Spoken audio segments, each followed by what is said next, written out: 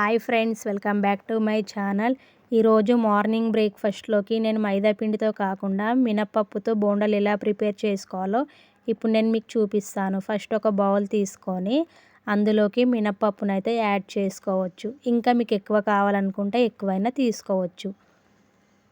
చూడండి, ఇలా తీసుకున్న దాంట్లోకి మనకు బోండాలు క్రిస్పీగా రావాలంటే అందులోకి 2 టేబుల్ స్పూన్ వరకు బియ్యంని కూడా తీసుకోవాలి. ఇలా బియ్యం తీసుకోవడం వల్ల బోండాల పైన అనేటివి క్రిస్పీగా వస్తుంటాయి. ఇంకా మనం దాన్ని ఒక 2 టైమ్స్ వరకు నీట్గా వాష్ అనేది చేసుకోవాలి. వాష్ చేసుకొని 4-5 అవర్స్ వరకు అయితే మనము పక్కన మినపప్పునైతే నానబెట్టుకోవాలి. దీనికి ఎక్కువ నానబెట్టుకోని అవసరం లేదు, 4-5 అవర్స్ అయితే సరిపోతుంది.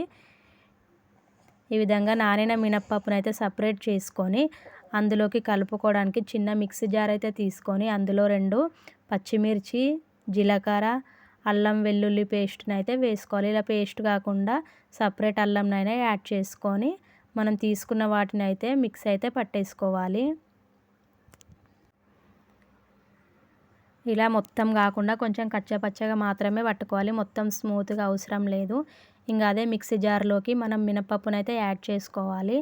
మినపప్పుని యాడ్ చేసుకొని దాన్ని కూడా మెత్తగా గ్రైండ్ చేసుకోవాలి. పిండి అనేది మంచిగా మెత్తగా రావాలి. అలా పిండి మెత్తగా పట్టుకున్నప్పుడే మనకి బోండాలు అనేది చాలా స్మూత్గా వస్తాయి లోపల. కాబట్టి పిండిని మంచిగా మెత్తగా అనేది చేసుకోవాలి.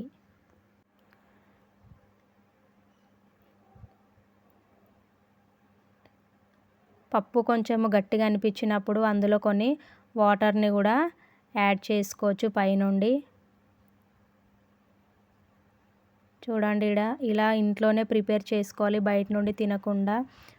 మినపప్పుతో చాలా హెల్తీగా ఉంటారు కాబట్టి.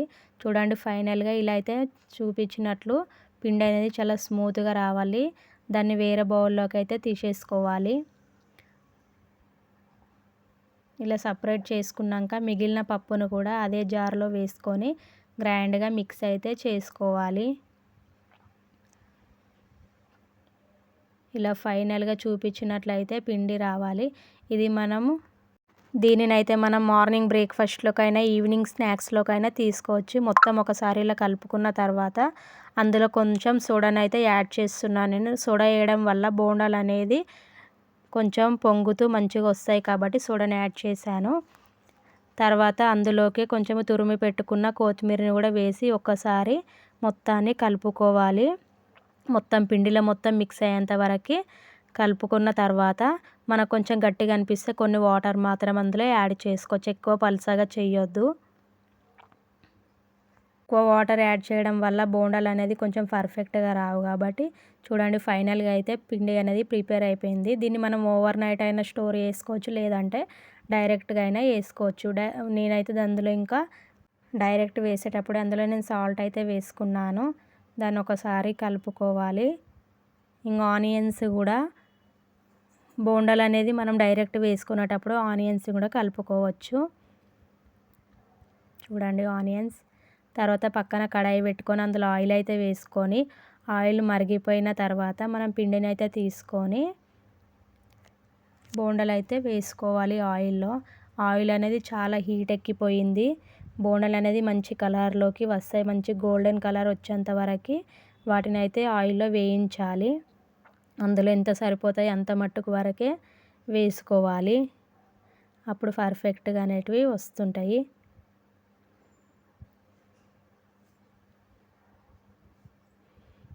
చూడండి, ఈ విధంగా అయితే కలర్ అయితే చేంజ్ అవుతుంది. కొంచెం కొంచెము వాటిని మనము కిందికి పైకి కలుపుతూ ఉంచుకోవాలి.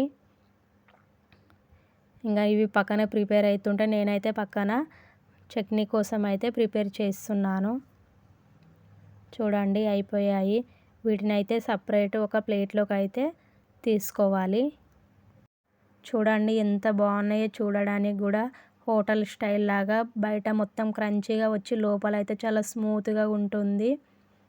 చూడండి, ఇలా మొత్తం తీసేసుకున్న తర్వాత నేనైతే ఇప్పుడు మీకు చూపిస్తాను.